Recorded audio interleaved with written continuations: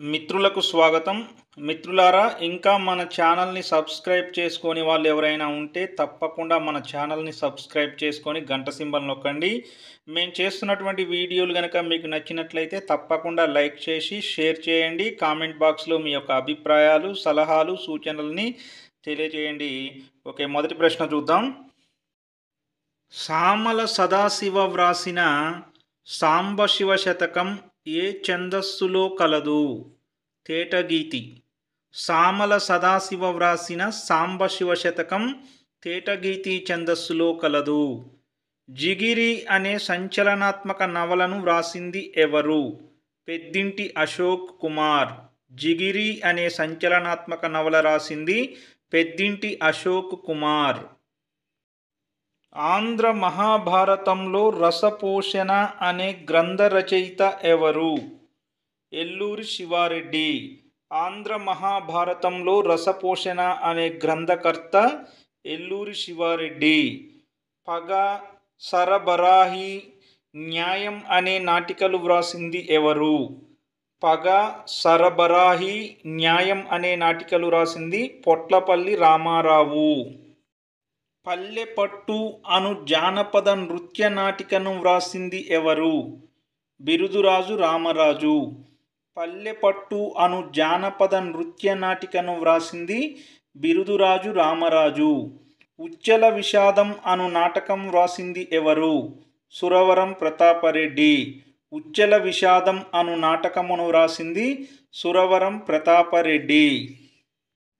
నవరసాలలో భరతుడు పేర్కొనని రసం ఏది? శాంతరసం. నవరసాలలో భరతుడు పేర్కొనని రసం శాంతరసం. శాంతరసాన్ని తొలిసారి పేర్కొన్నది ఎవరు? ఉద్భటుడు. శాంతరసాన్ని తొలిసారి పేర్కొన్నది ఉద్భటుడు. కేంద్ర సాహిత్య అకాడమీ బహుమతి పొందిన వ్యాస నవమి అనే వ్యాస సంపుటిని వ్రాసింది ఎవరు? ఎన్. గోపి. కేంద్ర సాహిత్య అకాడమీ బహుమతి పొందిన వ్యాస నవమి అనే వ్యాస సంపుటిని వ్రాసింది ఎన్. గోపి. తెలంగాణ జాతీయాలు గ్రంథకర్త ఎవరు? వేముల పెరుమాళ్ళు. తెలంగాణ జాతీయాలు గ్రంథకర్త వేముల పెరుమాళ్ళు. సమిధలు నవల రచయిత ఎవరు? దిలావర్. సమిధలు అను నవలను రాసింది దిలావర్. పలకరిస్తే పద్యం నిర్వహించిన పద్య వచన కవి ఎవరు? రాళ్లబండి కవితాప్రసాద్. పలకరిస్తే పద్యం నిర్వహించిన పద్య వచన కవి రాళ్లబండి కవితాప్రసాద్. సమిధలు అను నవలను రాసింది దిలావర్. దాశరథి సినిమాలకు ఏ ఉర్దూ పాటల్ని అనుసరించారు? కవ్వాలి పాటల్ని. దాశరథి సినిమాలకు కవ్వాలి అను ఉర్దూ పాటల్ని అనుసరించారు. కథల బడిని వెలువరించింది ఎవరు? బిఎస్ రాములు. కథల బడిని వెలువరించింది బిఎస్ రాములు. వెల్దుర్తి మాణిక్యరావు కలం పేరు ఏమిటి? స్వయం ప్రకాశం. వెల్దుర్తి మాణిక్యరావు కలం పేరు స్వయం ప్రకాశం.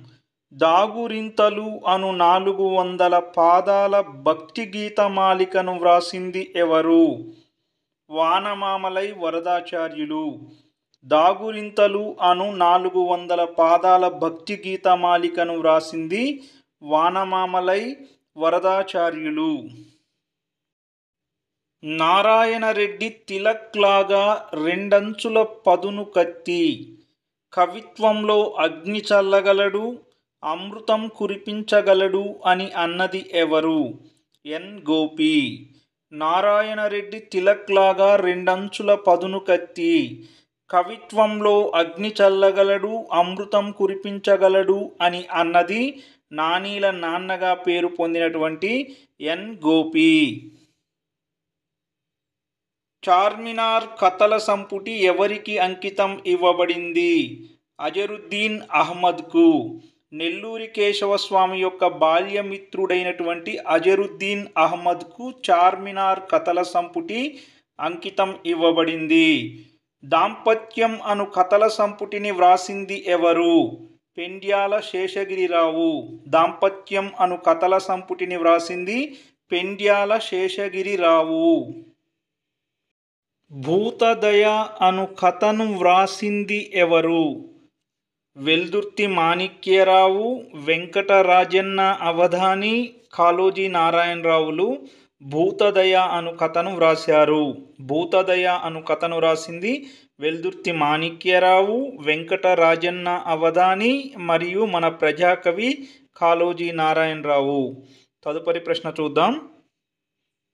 కవులున్నారు, కవి ప్రకాండులకు సత్కారము కల్పించు భూధవులున్నారు అంటూ తెలంగాణ కవుల పక్షాన గలమెత్తిన జంట కవులు ఎవరు?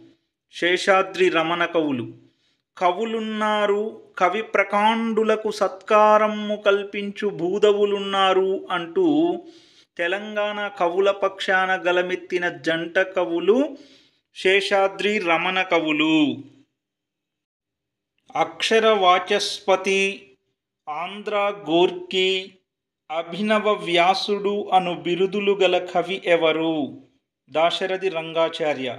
దాశరథి రంగాచార్యకు అక్షర వాచస్పతి, ఆంధ్ర గోర్కి, అభినవ వ్యాసుడు, అదేవిధంగా గద్య దాశరథి అనే బిరుదులు కూడా కలవు. నిజాం రాష్ట్ర ప్రశంసను రచించింది ఎవరు? శేషాద్రి రమణ కవులు. నిజాం రాష్ట్ర ప్రశంసను రచించింది శేషాద్రి రమణ కవులు.